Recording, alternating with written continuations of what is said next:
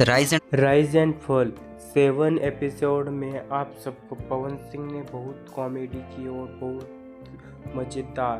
तो यहाँ पे पवन सिंह ने क्या कमाल किया है, 7 के एपिसोड में कॉमेडी की है और डांस करके अपना इंटरनेशन दिखाया है, भोजपुरी को प्रेजेंट किया है।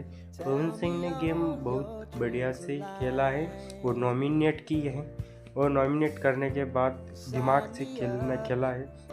दिमाग से खेलने के बाद पवन सिंह ने कुछ लोगों को नॉमिनेट किया है। नॉमिनेट करने के तब रोने लगे। पवन सिंह को दुख हुआ कि अपने भाइयों को नॉमिनेट करके और अपने परिवार को दुखी से भरा दिया। पवन सिंह ने जो 8 सदस्य हैं उनमें से पवन सिंह जो नाराज हुए आदित्य नारायण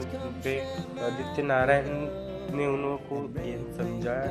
तो समझाने के लिए बाद में नाराज हो गए थे। आदित्य भाई बोले कि पवन जी आपको मैं आप समझाऊंगा और समझाऊंगा, आप दिक्कत मत लीजिए, हम आपको समझाएंगे। और नयनदीप पवन सिंह के बहुत बढ़िया दोस्त थे। पवन सिंह और नयनदीप को सेव करते हुए खुशी का डंका बजाया पवन सिंह ने।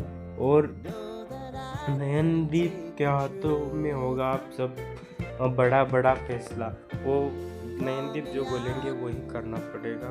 पवन सिंह और अरबाज सिंह की हिस्ट्री।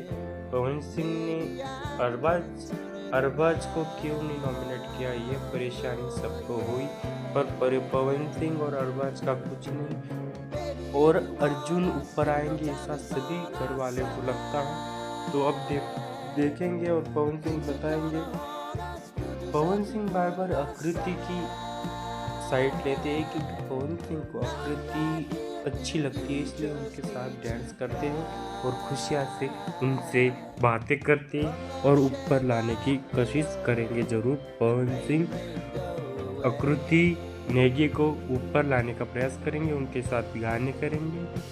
तो ये वीडियो आपको अच्छा लगा तो शेयर करो, सब्सक्राइब करो दोस्तों। भोजपुरी पवन सिंह का वीडियो और चटपटाती खबरें सुनने के लिए like share bell icon click कीजिए।